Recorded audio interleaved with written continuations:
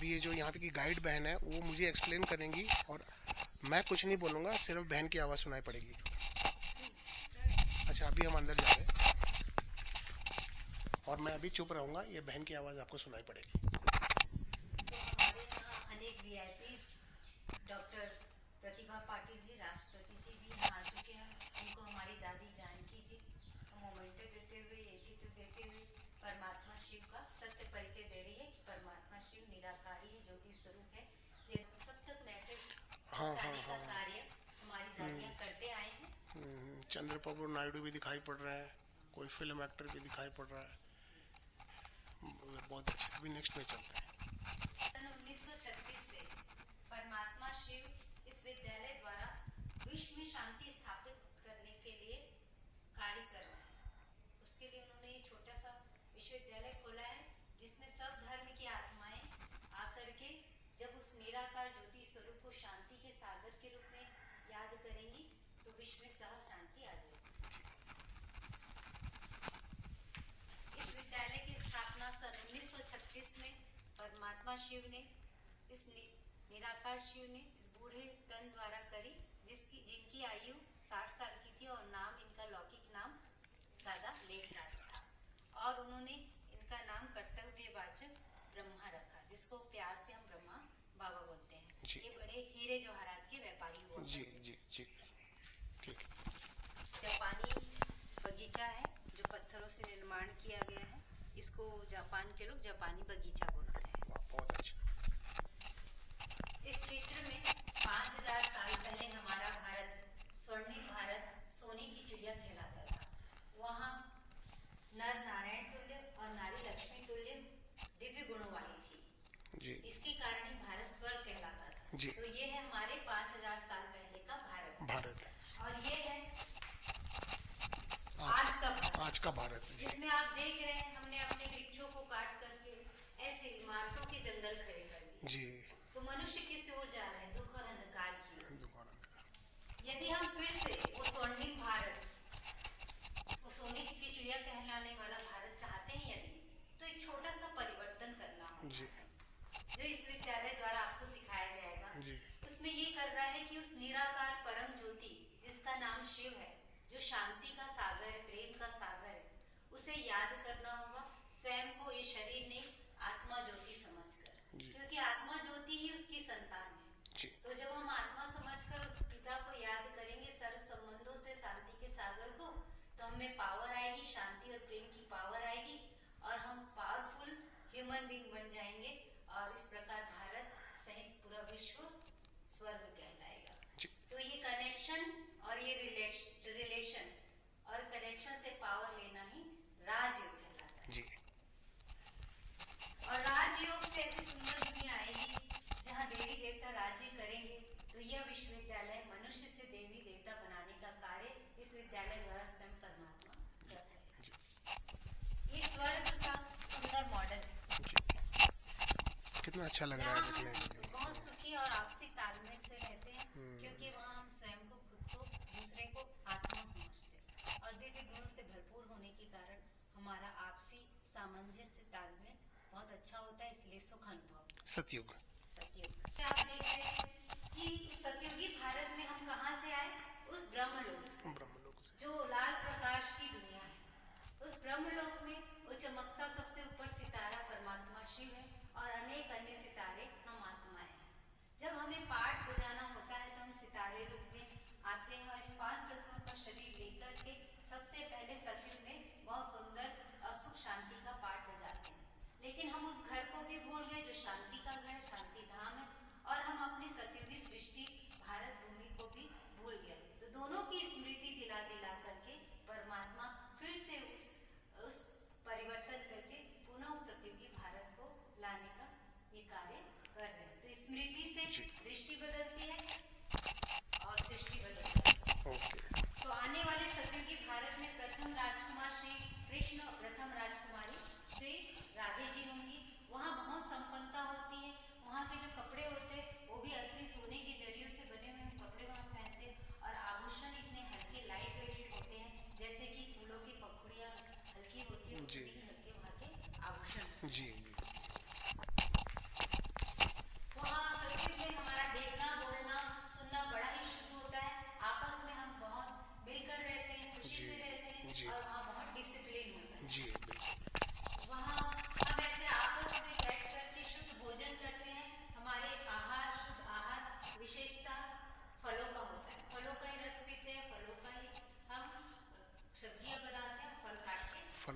जी बिल्कुल। सतयुग में ऐसे पुष्पक विमान होंगे जिसे 5 साल का बच्चा भी आसानी से उड़ा लेगा।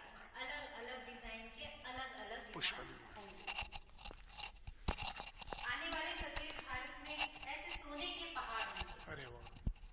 और उन पहाड़ों से हम सोना लेकर के अपने घर बनाएंगे और उन घरों को हीरे पन्नों से सजाएंगे। जी बिल्कुल बिल्कुल। और ये हीरे पन्ने समुद्र की जो लहरें हैं किनारे लाकर रेत की तरह रख देंगी, उसे हम उठाकर अपने घरों में सजाएंगे और घर हमारे महलों में असली हीरे के चमकते हुए हीरे बड़े बड़े हीरों से प्रकाश फैलेगा जब उस पर सूर्य की किरणें पड़ेंगी। वहाँ श्री राधे और श्री कृष्ण का भी पाठ होगा और ये जब बड़े होंगे तो श्री नारायण और श्री लक्ष्मी कहलाएंगे। तब उनका विवाह होगा और राजगद्दी पर वो बैठेंगे और भारत में राज्य करेंगे। आज से 5000 साल पहले लक्ष्मी नारायण का राज्य यहाँ भारत में हुआ करता था और पुनः उनका राज्य आने वाला है। इसके लिए परमात्मा हमें राजयोग सिखाकर पुनः इतना पूज्य इतना ऊंचा लक्ष्मी नारायण जैसा बनाने का की शिक्षा स्वयं दे रहे हैं इस विद्यालय द्वारा सन 1936। जी बिल्कुल। सतयुग और त्रेता युग जो 2500 साल चलता है, बड़ा ही हम सुख शांति का महाराज्य करते हैं। उसके बाद आता है द्वापर युग।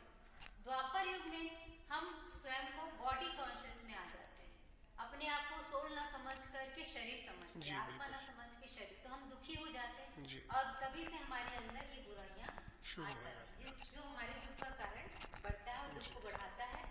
और जब हम दुखी हुए द्वापर युग से तभी हमने भक्ति आरंभ करी। द्वापर युग से सबसे पहले हमने भक्ति आरंभ करी शिव जी का, उसकी ऐसी निराकार प्रतिमा बनाई और हम भगत बन गए। जी बिल्कुल। भगत बन के पुजारी कहलाने लगे। जी। तो पुजारी स्वरूप में आप देखते हैं हम माला जपते हैं, ग्रंथ पढ़ते हैं, मेहनत खूब करते हैं। जी। लेकिन वो प्राप्ति नहीं होती है जो लक्ष्मी नारायण को हुई। इसका राज क्या है? इसमें पुजारी स्वरूप में हम स्वयं को शरीर समझते हैं।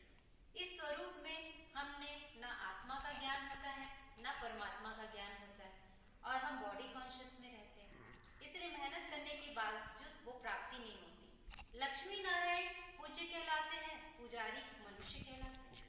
तो लक्ष्मी नारायण को आत्मा परमात्मा का ज्ञान था और स्वयं को वो सोल कॉन्शियस समझते, आत्मा समझते थे। इसलिए वो स्वर्ग के मालिक बने, सतयुग के मालिक कहलाए, विष्णु के मालिक कहलाए।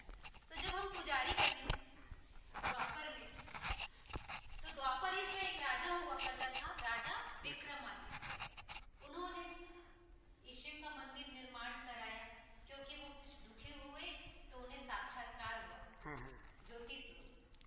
तो ज्योति स्वरूप के रूप में उन्होंने हीरे की शिवलिंग स्थापित करी और उसकी पूजा आरंभ कर दी और वो मंदिर कहलाया सोमनाथ का मंदिर जो आज गुजरात में है। तो सबसे पुराना मंदिर, विश्व का पहला शिव मंदिर वो सोमनाथ का मंदिर है जिसे मोहम्मद गजनवी ने 17 बार लूटा और इस हीरे के शिवलिंग को भी लूट लिया। द्वापर युग का है ये मंदिर। जी बिल्कुल। आज से 2500 साल हुआ। तो द्वापर युग के बाद ही अन्य धर्म आए। मूसा जी और हमारे महात्मा बुद्ध, हमारे जीसस क्राइस्ट, हमारे इस्लाम धर्म में कुरान जो लिखी गई, ये सब द्वापर युग के बाद के धर्म ग्रंथ और धर्म आचरण की बातें कही गई। जी बिल्कुल। तो ये बहुत अच्छी बातें थी, लेकिन आज वर्तमान समय में इस आबू पर्व के द्वारा स्वयं निराकार शिव पूरे विश्व में संदेश दे रहे हैं कि बच्चे मुझे पहचानो, मैं कौन? तुम्हारा परम पिता, मेरा स्वरूप ज्योति स्वरूप है और तुम मेरे बच्चे हो, इसलिए तुम्हारा भी स्वरूप मेरे ही जैसा आत्मा ज्योति है, ये शरीर नहीं हो आप। ये वो हमें संदेश दे करके कह रहे हैं कि मुझे अब इस रूप में याद करो और खुद को भी क्या समझो, मेरे जैसे ही आत्मा ज्योति समझो, तो मेरे गुण और शक्ति सब आप में ट्रांसफर हो जाएगी, शांति प्रेम आनंद सब ट्रांसफर हो जाएगा और तुम विश्व के मालिक बन जाओगे, स्वर्ग के मालिक बनोगे, बहुत सुख की दुनिया के मालिक बन जाएंगे। परमात्मा शिव ने ही कहा है यदा यदा ही धर्म से ग्लानिर्भवति भारत, जब जब धर्म की ग्लानि होती है तो मैं भारत में आता हूँ। अब वो आ चुके हैं 1936 से वो अपना कार्य, क्योंकि ये कलयुग के सब अंत का चरण चल रहा है और यहाँ धर्म तो रह नहीं गया है,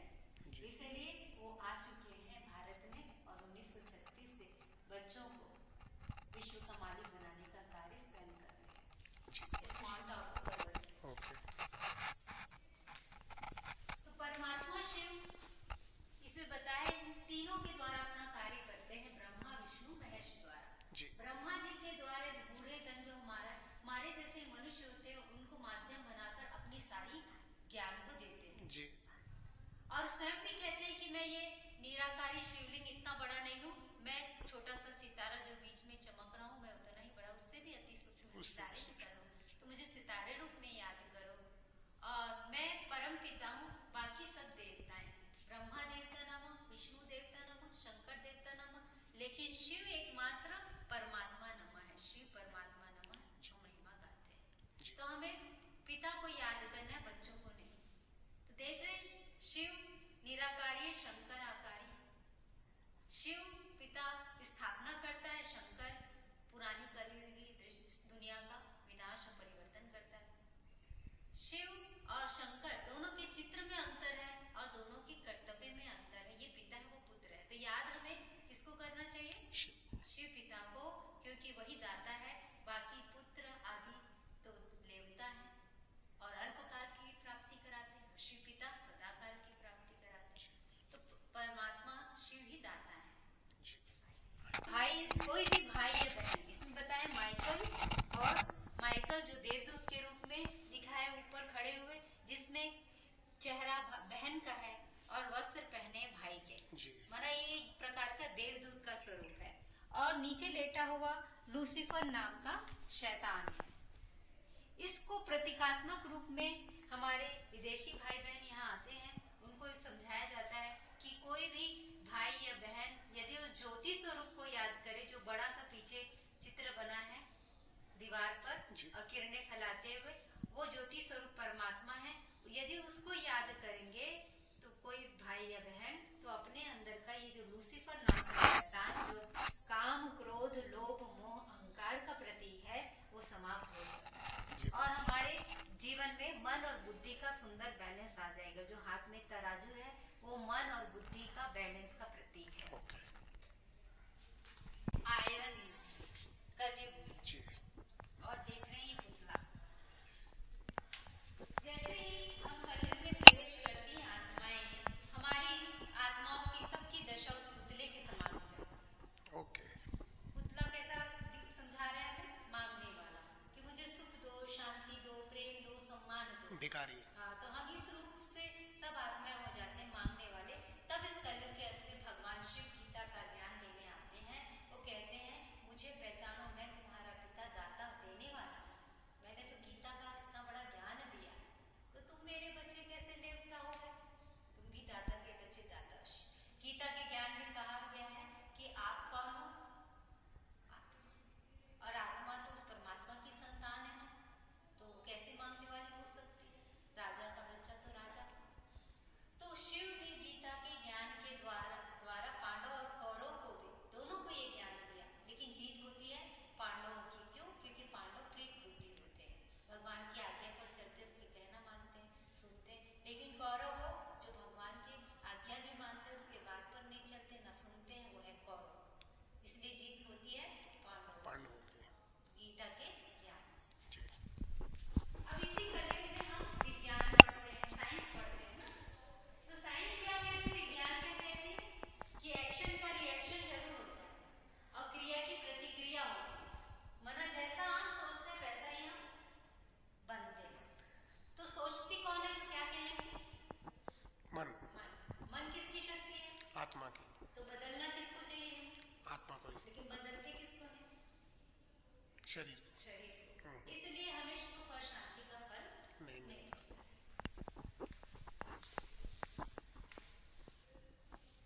इस कलयुग में ही विज्ञान ने हमें कंप्यूटर दिया। आज परखने टेस्ट ट्यूब बेबी हो रहे हैं। और इसी युग में नशे की लत का शिकार हो गई दुनिया। बच्चे अकेले हो गए, दुख में चेहरा हो गया, निराशा छा गई और स्वयं को मनुष्य अकेला अनुभव कर रहे। प्रकृति को इसी दौर में बहुत नुकसान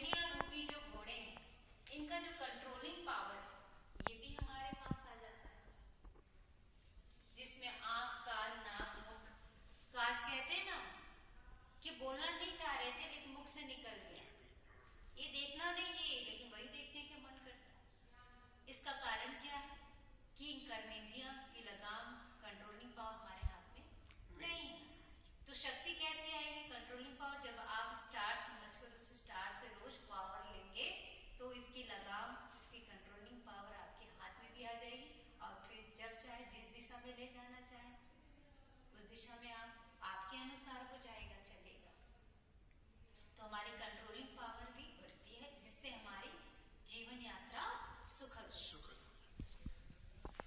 और जब हम इस प्रकार कर्मेंद्रिय जीत बन जाते हैं, अपने कर्मेंद्रियों के मालिक बन जाते हैं, अष्ट शक्तियों के मालिक बन जाते हैं, तो हम परफेक्ट कहलाते हैं। और परफेक्शन का सिंबल दिखाया है विष्णु। तो ऐसे परफेक्ट नर नारी, विष्णु माना नर नारी का कंबाइंड स्वरूप, लक्ष्मी नारायण का कंबाइंड स्वरूप को विष्णु कहा गया है। तो ऐसे विष्णु तुल्य बनते हैं राजयोग मेडिटेशन से, और राजयोग सिखाते स्वयं परमात्मा, और इतना परफेक्ट बनाते स्वयं परमात्मा शिव। हर 5000 साल में एक बार इस विद्यालय के द्वारा राजयोग की शिक्षा से हमें विष्णु के समान परफेक्ट बनाने का वो कार्य खुद करते। परफेक्शन बना क्या? हमारा देखना, बोलना, सुनना हमेशा ही सुखदायी हो, सुख देने वाला हो, उसको कहा गया है परफेक्ट ह्यूमन बीइंग। तो इतना सुंदर बनना है यदि तो यहाँ आ सकते हैं। और इस विश्वविद्यालय में ये बात स्पष्ट कराई जाती है कि आप ये दिखाई देने वाले शरीर नहीं है। मस्तक में जहाँ चमक रहा है सितारा, वो आप ज्योति आत्मा हो। किसी से भी यदि पूछो कि आत्मा कहाँ रहती, तो बता नहीं पाते ना, हार्ट में है, यहाँ है, वहाँ है, बोलते। इसमें बताया कि भ्रिकुटी के मध्य आत्मा यहाँ रहती है, और यही सुबह उठकर ध्यान लगाते हैं कि मेरे मस्तक में एक सितारा चमक रहा है। तो कोई भी भाई या बहन, बहन हो या भाई, उसकी भ्रिकुटी में मस्तक में ही रहता है सितारा, और कहीं नहीं। उसकी फिक्स है सीट। बोलते जैसे एक गाड़ी में ड्राइवर की सीट फिक्स होती है ना, वैसे ही हमारी आत्मा ज्योति की जो जगह है पूरे शरीर में, वो फिक्स है, और वो स्थान कहलाता है भ्रिकुटी। तो वहां पर आत्मा चमकते सितारे रूप में रहती है। तो रोज बात ये पक्का कराई जाती है कि हम ये हैं, सितारे हैं, चमकते हुए सितारे मिसल, जिससे शांति की लाइट निकल रही है, प्रेम की लाइट निकल रही है, शक्तियों की लाइट निकल रही है। ये खुद से बातें करनी होती है, महसूस करना होता है। इसी आत्मा में मन है, बुद्धि है, ये दो शक्ति, और ये मन और बुद्धि ही द्वारा ही हम क्या करते हैं, कर्म। और हमारे कर्म ही क्या बनते हैं, संस्कार। तो बार बार कर्म करेंगे वही संस्कार बनते। तो इसकी यदि हमें नॉलेज हो जाए तो हम क्या बन जाते हैं, विष्णु परफेक्ट। इसको पावरफुल यदि बना ले तो आप विश्व के मालिक बन सकते हैं। ये बनता है कैसे पावरफुल, मेडिटेशन करने से। राजयोग मेडिटेशन, इसमें बताए कि ऐसे हमारे चेहरे बदलते हैं, रंग रूप बदलता है। एक ही जन्म में हमारे रूप रंग बदल जाते हैं, लेकिन मैं तो ये नहीं हूं ना, मैं तो स्टार हूं ना, मैं वो बदलता चेहरा नहीं हूं, मैं एक स्टार। जो बताया है कि हम एक जन्म दूसरा शरीर लेंगे, दूसरे जन्म दूसरा शरीर, दूसरे प्रकार का। तो इसलिए बदलते हुए रंग रूप, बदलते हुए शरीर से अपना ध्यान हटाकर किसकी ओर ध्यान लगाना है अब हमें, उसमें निवास करने वाली अविनाशी आत्मा ज्योति में यदि ध्यान लगाएंगे तो वो सच्ची सुख शांति हम प्राप्त कर लेंगे इसी शरीर में रहेगा। नहीं तो इस शरीर के पीछे तो हमारी शांति चली जाती है। अब इस विद्यालय के द्वारा परमात्मा ने सबको ये 5000 साल के समय के चक्र का भी ज्ञान दिया है। इसमें बताया परमात्मा शिव ने कि बच्चे ये सृष्टि का चक्र, ये समय का चक्र शुरू कहाँ से होता है, तो कहेंगे ये सतयुग के आदि से 1-1 से शुरू होता है, और 1250 साल इसमें तुम जन्म मरण में आते हुए सतयुग में फर्स्ट क्लास पार्ट बजाते हो लक्ष्मी नारायण के राज में, और यहाँ 8 जन्म लेते हो सतयुग में। फिर 1250 साल पूरा होता है तो त्रेता युग आरंभ हो जाता है। यहाँ भी तुम्हारा देवी देवता का पाठ चलता है, सुख का पाठ चलता है, और तुम यहाँ भी अनेक शरीर लेकर के 12 जन्म लेते हुए पाठ बजाती हो, और त्रेता के अंत तक 33 करोड़ जनसंख्या हो जाती है। और फिर यहाँ से द्वापर युग आरंभ होता है। द्वापर युग में भी पुनः आप पुजारी के रूप में पाठ बजाते हो, पूजा पाठ में लग जाते हैं, भक्ति में लग जाते हो, और अनेक शरीर लेते हुए पाठ बजाते हैं। लेकिन यहाँ थोड़े दुखी होने शुरू हो जाते हैं, दुख बढ़ता ही जाता है, और द्वापर युग पूरा हो जाता है तो फिर यहाँ 1250 साल बाद फिर कलयुग आरंभ हो जाता है। कलयुग भी आरंभ होता है, ये भी 1250 साल ही चलता है। यहाँ दुख बढ़ता ही जाता है, दुख की दुनिया बढ़ती जाती है, इसलिए इसे काला दिखाया गया, क्योंकि दुख अंधकार के समान बढ़ता ही जाता है, गहरा होता ही जाता है। यहाँ पाठ बजाते हैं, रोगी शोकी अकाली मृत्यु के शिकार होते जाते हैं। फिर ये भी पूरा हो जाता है 1250 साल में, और फिर अंत में हम जब पहुंचते हैं तब संगम युग आरंभ होता है।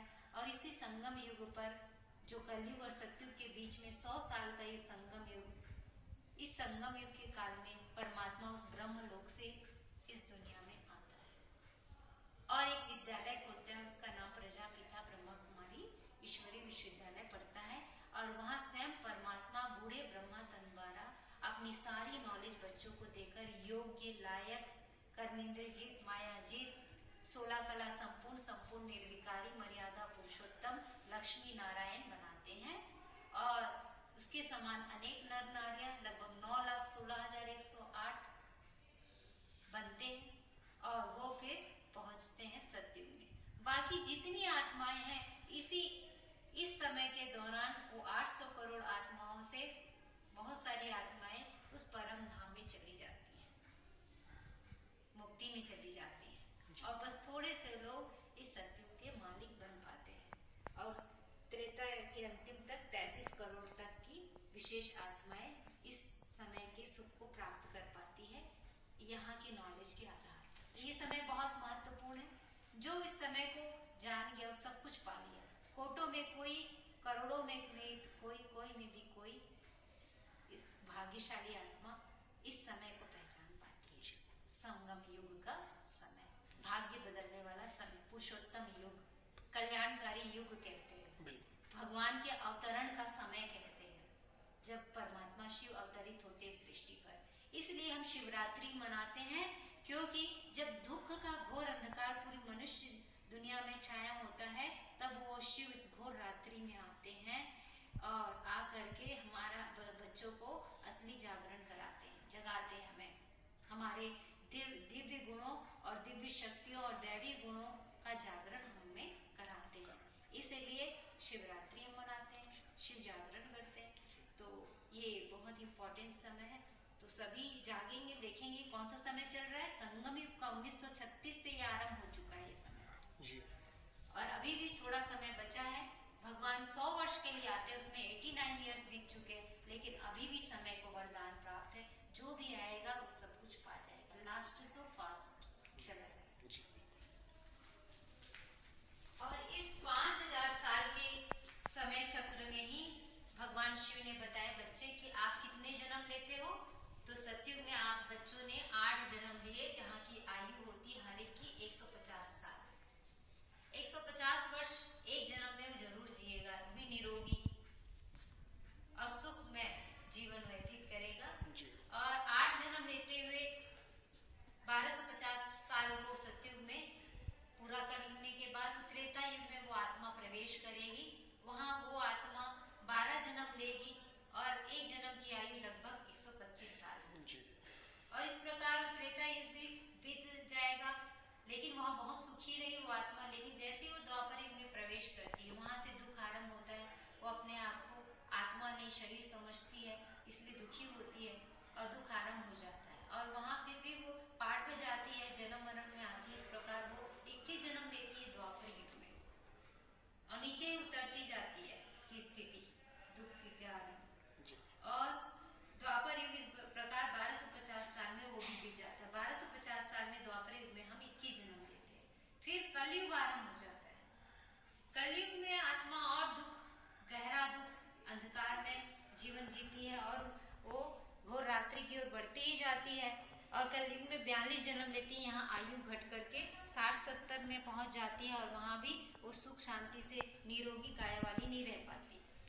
इस प्रकार 42 जन्म लेते हो, नीचे उतरती है। और अंतिम का ये जो जन्म स्टेप देख रहे हैं, संगम युग का ये जन्म बहुत अमूल्य जन्म। इसी जन्म में आत्मा परमात्मा को प्राप्त करती है और किसी जन्मों में वो प्राप्त नहीं कर पाई।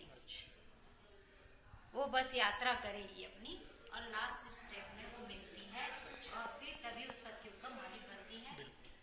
लिफ्ट मिलती है उसको, संगम से। संगम के कारण वो इतना ऊंचा बढ़ जाती है। जी। फिर वहाँ लेकिन कुछ आत्माएं जो इस समय को नहीं पहचान पाती और कार्यों में बिजी हो जाती जी। है, वो ये लाभ नहीं ले पाती, तो उसका जन्म द्वापर और कलयुग में होता है। कलयुग में होता है। बाकी यहाँ नहीं ले पाती। इसमें बताया है कि पांचों तत्वों भी बदलेंगे इसके लिए, और कई आत्माएं मुक्ति को भी प्राप्त करेगी इसके लिए। खड़ग और तृतीय विश्व युद्ध होगा, जिसमें करोड़ों आत्माएं शरीर छोड़ के परम धाम ब्रह्मलोक चली जाएंगी जहां से वो आई थी। और साथ ही ये पांचों तत्वों के परिवर्तन के लिए सुनामी आएगी, ज्वालामुखी फटेंगे, भूकंप आएगा, गृह युद्ध होगा और परमाणु बम फटेंगे। इस प्रकार ये पांचों तत्वों का भी परिवर्तन होगा। लेकिन सबसे मुख्य बात यह है कि आने वाली जो नई दुनिया है वो कैसे आएगी, जो अभी वर्तमान में 1936 से इस विश्वविद्यालय को खोलकर प्रजापिता ब्रह्मा कुमारी ईश्वरीय विश्वविद्यालय द्वारा परमात्मा जो पढ़ाई पढ़ा रहे हैं, उसे पढ़ने वाले आत्माएं ही आने वाली नई सृष्टि में मालिक बनेंगे, राज्य करेंगे, सुख शांति में जाएंगे और नई गोल्डन दुनिया आ जाएगी, वहाँ वो राज्य करेंगे। तो हमें फोकस इन बातों पर नहीं करना है, हमें फोकस वर्तमान में जो परमात्मा हमें एजुकेट कर रहे हैं उस पर ये करते हैं, क्योंकि इससे हमारा भविष्य के कई जन्मों का भाग्य समझ है, उस पर फोकस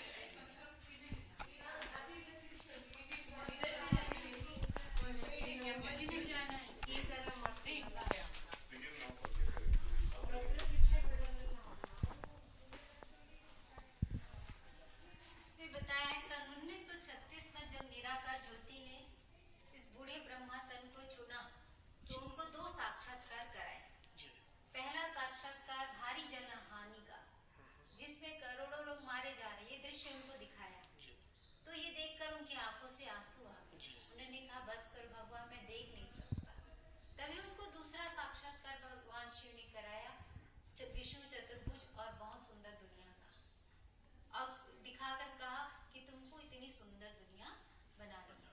वो राजी हो गए, उनका परिवार भी राजी हो गया, और उन्होंने उस समय फिर 350 लोग, जिसमें बच्चे, कन्याएं, माताएं, बूढ़े सब शामिल हुए, उनको अपने ज्ञान योग से सशक्त बनाया, शक्तिशाली बनाया, और वो ब्रह्मा कहलाए, ब्रह्मा बाबा।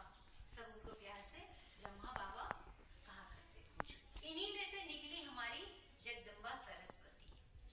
जगदम्बा सरस्वती परमात्मा शिव की ज्ञान को एक्यूरेट रीति धारण कर उसे और लोगों को धारण कराया, और अच्छी पालना दी, प्रेम स्नेह मधुरता भरी, इसलिए वो मम्मा कहलाई। तो ये हमारे ब्रह्मा बाबा, ये मम्मा, ये जगदम्बा सरस्वती, ये ब्रह्मा बाबा, ब्रह्मा और सरस्वती। जब ये 60 साल के थे तो ये 16 साल की थी। तो यही आदि देव आदि देवी है, एडम और ईव है, यज्ञ माता यज्ञ पिता। हाँ, और आदम हवा है, एडम ईव है, यही ब्रह्मा सरस्वती। इनको परमात्मा चुनता है, इसलिए हमारे अलौकिक माता पिता कहलाते हैं, क्योंकि ये ना होते तो हमें वो प्राप्तियां ना होती जो भगवान हमें देना चाहते हैं। तो इसलिए इनकी भी पहचान होनी हमें आवश्यक है, जितना हमें परमात्मा शिव जो हमारे पारलौकिक पिता है, परमात्मा शिव पारलौकिक पिता, ये अलौकिक माता पिता, और हमारे शरीर को जन्म देने वाले कहलाते हैं लौकिक। तो इस प्रकार ब्रह्मा सरस्वती का पाठ हर 5000 साल में एक बार इसी सृष्टि पर, इसी भारत भूमि में प्रैक्टिकल रूप से वो अपना पाठ बजाते हैं। हम बच्चों के सम्मुख उनका पाठ चलता है, परमात्मा का भी पाठ चलता है, जिससे फिर भारत सतयुगी बनता है, भारत स्वर्णिम बनता है, सोने की चिड़िया बनता है, और भारत सुखधाम बनता है। तो इसलिए ये बहुत ही ऐतिहासिक घटना घटती है, बहुत ही कोटों में कोई में कोई इसके साक्षी हो पाते हैं। तो इस प्रकार ब्रह्मा बाबा सबके बीच सहज रहा करते थे। ये देखिए हम सबके बीच में ब्रह्मा बाबा बैठे, निश्चित बैठे, और ऐसे बाबा सबके बीच में रहा करते थे, इसे मिला करते थे बाबा। देखो सब माता के बीच से परिवार की तरह, है ना। तो माताओं, लेकिन भगवान शिव के कहने पर उन्होंने नारी शक्ति को आगे रख दिया, इसलिए ब्रह्मा पद बहुत ऊंचा पद है, उन्होंने नारी शक्ति को भी बढ़ाया, इसलिए ब्रह्मा श्रेष्ठ गायन है, ब्रह्मामुख का गायन है, ब्रह्मास्त्र का गायन है। तो ये हम आज देख रहे हैं इसमें, ये हमारे ब्रह्मा बाबा की तपस्या स्थान है, जिसको आज के समय में पांडव भवन कहा गया। यहाँ बाबा ने तपस्या करी सन 1969 तक। यहाँ से 6-7 किलोमीटर दूरी पर ही है। यहाँ बाबा बच्चों से मिला करते थे, यहाँ रहा करते थे। एक कमरा बाबा कमरा कहलाता है। यहाँ उनके शरीर छूटने के बाद 1969 के बाद ये बना उनकी स्मृति चिन्ह में। ये यज्ञ का सबसे पहला हॉल है। यहीं बाबा मम्मा योग कराते थे और मुरली सुनाते थे, इसलिए इसे हिस्ट्री हॉल कहा जाता है। पांडव भवन का ही दृश्य है। पांडव भवन गए हैं? हाँ, वहीं पर 3 दिन गया उधर। वहाँ का बना है? हाँ, वहाँ का भी बना के आया, यहाँ का बना रहा हूँ, फिर पीस पार्क का भी बनाना है, शांतिवन का भी बनाया हूँ। इसमें बताया है जैसे एक इल्ली है, वो पहले कोकून इसके अंदर रहती है, वहाँ से बाहर निकलती है और कुछ दिनों के बाद तितली बनती है। कई प्रयासों के बाद तितली बनती है। तो इल्ली को पसंद नहीं करते हैं, लेकिन तितली को सब पसंद करते हैं। उसी प्रकार से यदि हम अपने अंदर कुछ परिवर्तन ले आए कि अपने आप को शरीर नहीं आत्मा ज्योति समझे, तो हम नर से नारायण बन जाएंगे। तो जब ये इल्ली इतना परिवर्तन कर सकते, अपना रंग रूप बदल सकती है, तो हम तो मनुष्य हैं, भगवान की श्रेष्ठ रचना। तो हम थोड़ा सा एफर्ट करें, मेहनत करें, तो आसानी से नर से नारायण बन सकते हैं, सुंदर स्वरूप प्राप्त कर सकते हैं अपना। और इसमें बताया है फर्स्ट चीफ रहे हमारे संस्था के, सेकंड, ये थर्ड, फोर्थ एंड ये फिफ्थ, ये अभी वर्तमान में है। 100 वर्ष उनकी आयु हो गई है। इसमें बताया है कि 147 देशों में हमारे प्रजापिता ब्रह्मा कुमारेश्वरी विश्वविद्यालय स्थापित है, जहाँ परमात्मा अपना कार्य कर रहे हैं। और आज इनका हेडक्वार्टर जो है माउंट आबू राजस्थान में, भारत में है। तो परमात्मा का कार्य लगभग पूरा हो ही गया है। विश्व में संस्था है आज, लेकिन फिर भी समय को वरदान प्राप्त है। अभी भी थोड़ा समय बचा है इसमें। यदि कोई भी आत्मा यदि आती है, तो ये वरदानी समय होने के कारण वो सब कुछ पा जाएगी, लास्ट सो फास्ट चली जाएगी। लास्ट मैसेज यही है कि अब घर जाना है। हम यहाँ से आए थे अपने घर से, हम आत्माएं, जिसे ब्रह्म लोग कहते हैं, लाल प्रकाश की दुनिया, जहाँ वो चमकता सितारा हमारा परमात्मा श्री, और हम अनेक सितारे रूप में हम आत्माएं। हम आई थी इस लोक में अपना पाठ बजाने, लेकिन इस कलयुग के अंत में ये 5 तत्व वहाँ की दूषित हो गए, अब ये रहने योग्य नहीं है। तो हमारी इच्छा हो ना हो, हमें जाना होगा। तो हम खुशी खुशी जाए। इसके लिए परमात्मा जो अभी हमें वर्तमान में ज्ञान दे रहे हैं, उससे हम यदि शक्तिशाली बन जाते, तो हम खुशी खुशी जाएंगे अपने घर, लेकर जाएंगे ना, क्योंकि कुछ ना कुछ लेकर जाएंगे, भरपूर होकर जाएंगे, इसलिए खुशी खुशी जाना होता है। लेकिन जब आएंगे तो नई सुंदर दुनिया में आएंगे, उसकी भी खुशी हमें होगी कि हम आएंगे भविष्य में तो बहुत सुंदर दुनिया में सुख पाएंगे। और जो बच्चे कहना नहीं मानेंगे वो भी जाएंगे, लेकिन वो सजा खा के जाएंगे। तो बुद्धिमानी इसी में है कि हम खजानों से भरपूर होके शिव के बाराती बन के जाए, सजनी साजन बन के जाए उसके साथ। तो अंतिम मैसेज यही है कि अब घर जाना है। ठीक है बहन जी, बहुत अच्छा लगा, आपने सब कुछ अच्छी तरह से एक्सप्लेन किया है।